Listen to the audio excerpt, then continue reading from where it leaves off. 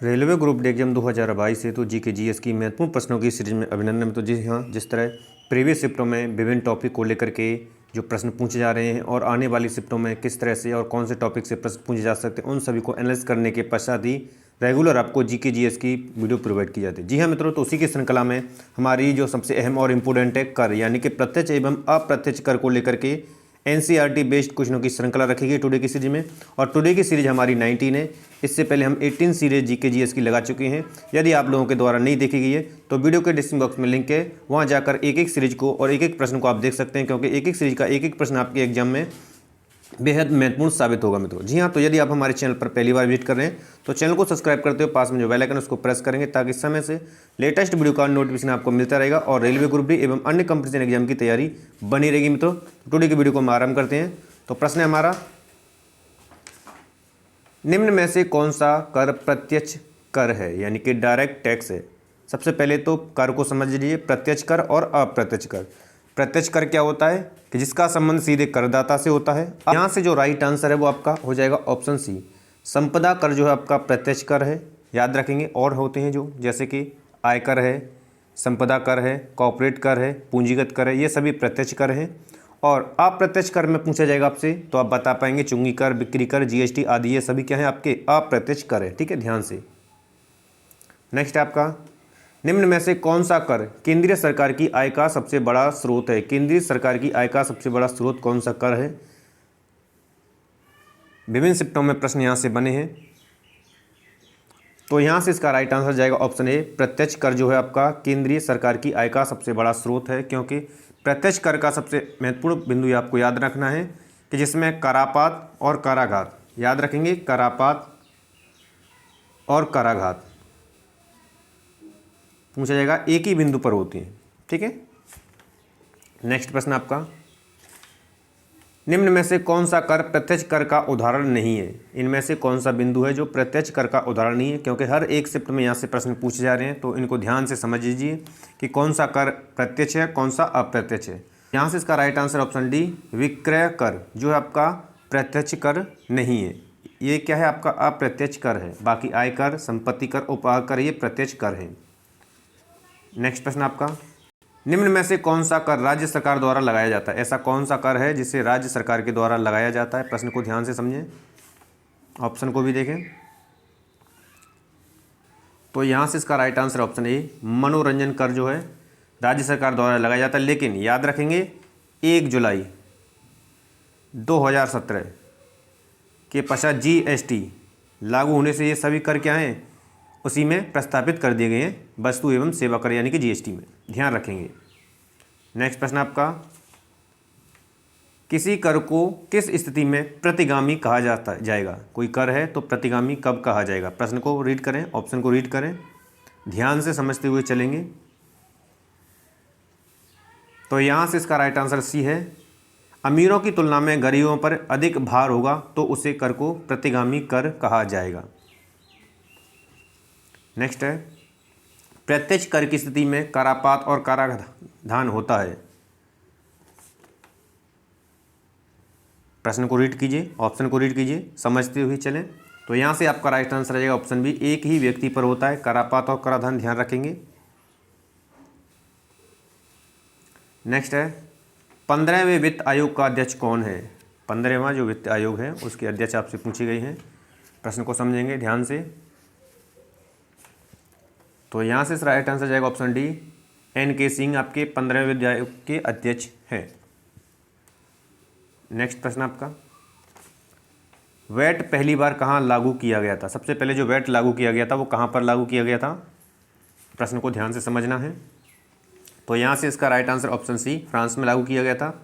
कब किया गया था यदि यह प्रश्न बनेगा तो 10 अप्रैल 1954 को ये फ्रांस में लागू किया गया था। अब यहाँ से बात, अगला और प्रश्न पूछा जा सकता है कि यह भारत में कब लागू हुआ था। जो वैट था भारत में कब लागू हुआ था, तो 1 अप्रैल। याद रखेंगे, भारत में जो लागू हुआ था 1 अप्रैल 2005 में लागू किया गया, इतना याद रखेंगे। लेकिन 1 जुलाई 2017 के पश्चात जीएसटी वस्तु एवं सेवा कर लागू कर दिया गया, तो ये वैट को क्या कर दिया गया, प्रतिस्थापित कर दिया गया। नेक्स्ट प्रश्न आपका, कौन सा निकाय यह निर्धारित करता है कि संघ के कर में राज्य का हिस्सा किस प्रकार का हो? कौन सा निकाय यह निर्धारित करेगा? प्रश्न को रीड करें। तो यहाँ से इसका राइट आंसर ऑप्शन ए, वित्त आयोग करेगा। किस अनुच्छेद के तहत करता है? तो याद रखेंगे अनुच्छेद 2 से 80 के तहत, अनुच्छेद 2 से 80 के तहत। नेक्स्ट है, अप्रत्यक्ष कर की प्रकृति कैसी होती है? अप्रत्यक्ष कर जो होता है जिसकी प्रकृति पूछी गई है।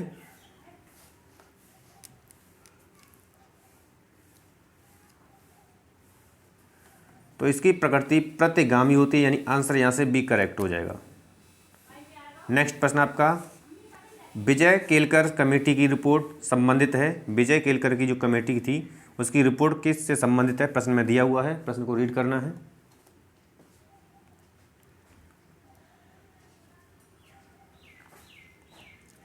तो यहाँ से इसका राइट आंसर ऑप्शन डी, कर सुधारों से विजय केलकर की समिति का गठन किया गया था 2002 में। इतना याद रखेंगे यदि प्रश्न बनेगा तो।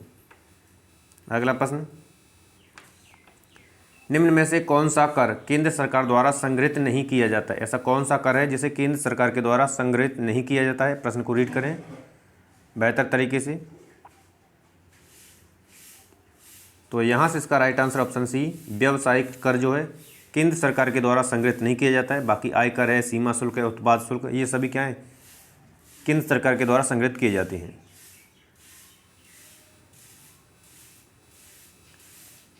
नेक्स्ट प्रश्न है, उत्पाद शुल्क वस्तुओं के किस स्तर पर लगाया जाता है? जो उत्पाद शुल्क होता है वो वस्तुओं के किस स्तर पर लगाया जाता है? ऑप्शन को रीड करें, प्रश्न को रीड करें।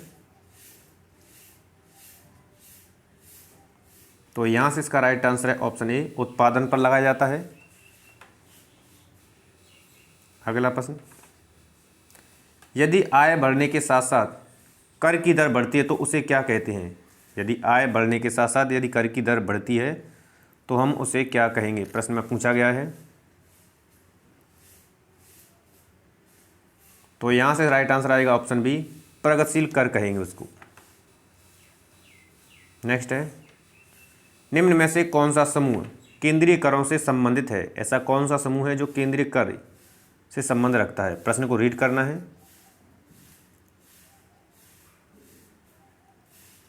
तो यहाँ से इसका राइट आंसर ऑप्शन बी, उत्पाद शुल्क, सीमा शुल्क, आयकर और इसके अलावा और भी हैं, केंद्रीय बिक्री कर, लाभांश वितरण कर, पूंजी लाभ, भूमिगत शुल्क, ब्याज कर आदि, ये सभी क्या हैं? केंद्रीय करों के अंतर्गत आते हैं, ये ध्यान रखना है आपको। नेक्स्ट है आपका, निम्न में से कौन सा केंद्र सरकार द्वारा लगाया जाता है परंतु उसका संग्रह राज्य सरकार द्वारा किया जाता है? ऐसा कौन सा कर है जो इसे लगाया केंद्र सरकार के द्वारा जाता है लेकिन संग्रह राज्य सरकार द्वारा किया जाता है? प्रश्न को रीड करें, ऑप्शन को रीड करें। तो यहाँ से इसका राइट आंसर जाएगा ऑप्शन बी, स्टाम्प शुल्क लगाया केंद्र सरकार के द्वारा जाता है और संग्रहण किया जाता है राज्य सरकार के द्वारा। अगला प्रश्न, एक एक प्रश्न आप सभी के लिए एग्जाम में बनने वाला है, इसलिए कंप्लीट वीडियो को देखें, कंप्लीट प्रश्नों को आप स्वयं से लगाएं और ज़्यादा से ज़्यादा संख्या में इसको शेयर भी करें। निम्न में से किसने व्यय पर कर लगाने का सुझाव दिया था? कौन से ऐसे महोदय थे जिनके द्वारा खर्चे पर यानी कि कर लगाने के लिए सुझाव दिया गया था? तो यहाँ से इसका right answer option B, Nicholas Calder के द्वारा यह सुझाव दिया गया था। इसको भी पूरी तरीके से आप देखेंगे, थोड़ा सा जूम आउट करता हूँ। वैट से उपभोक्ता को किस प्रकार लाभ होता है? प्रश्न को रीड करेंगे अच्छी तरीके से।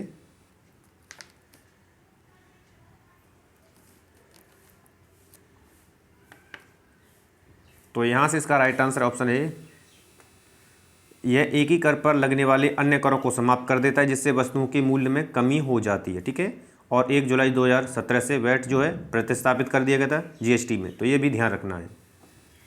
नेक्स्ट प्रश्न आपका, निम्न में से किस कर की प्राप्तियां राज्यों के बीच नहीं बांटी जाती है? ऐसा कौन सा कर है जिससे प्राप्ति जो भी प्राप्त होता है वो राज्यों के बीच में नहीं बांटी जाती है? प्रश्न को समझते हुए चलेंगे। तो यहाँ से राइट आंसर ऑप्शन सी, आय कर पर अधिभार जो है आपका राइट आंसर हो जाएगा। नेक्स्ट है, निगम कर किस पर लगाया जाता है? जो निगम कर है वो किस पर लगाया जाता है?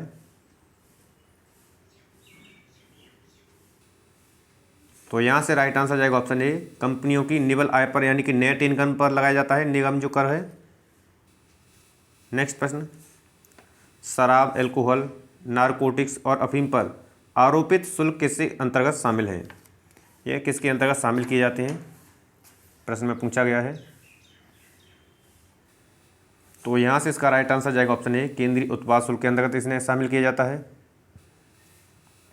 अगला प्रश्न है, कर बढ़ोतरी से तात्पर्य है, यदि कर की बढ़ोतरी होती है तो उसका तात्पर्य क्या होता है? तो यहाँ से इसका राइट आंसर ऑप्शन डी, कर राजस्व में प्रतिशत बढ़ोतरी व कर क्षेत्र में प्रतिशत बढ़ोतरी के मध्य अनुपात से लिया जाता है। नेक्स्ट है, राजा चेलैया समिति किससे संबंधित है?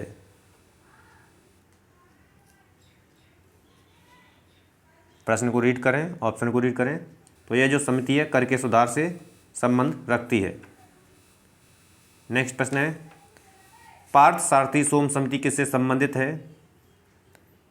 पार्थ सारथी सोम समिति संबंध रखती है आपके गार से, याद रखेंगे। यानी ऑप्शन बी, जिसे हिंदी में कहा जाएगा जनरल एंटी अवॉइडेंस रूल, यानी कि गार, GAAR से।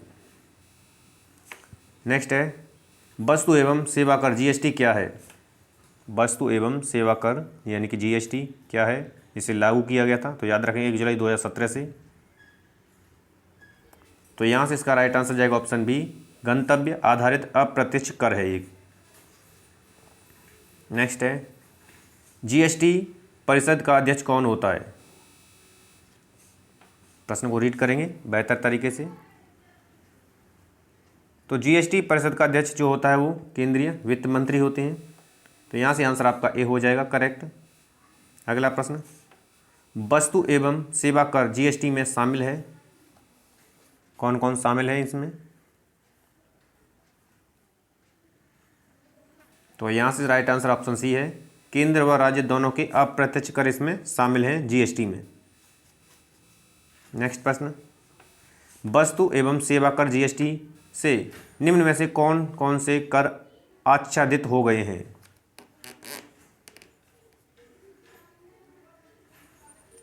तो यहाँ से इसका राइट आंसर ऑप्शन डी, उपयुक्त सभी ये कर क्या है, आच्छादित हो गए हैं। तो ये थे मित्रों टुडे के सबसे अहम और इम्पोर्टेंट कर से संबंधित प्रत्यक्ष एवं अप्रत्यक्ष से अब तक के बनने वाले प्रश्न और आने वाले एग्जाम में बनने वाले प्रश्न।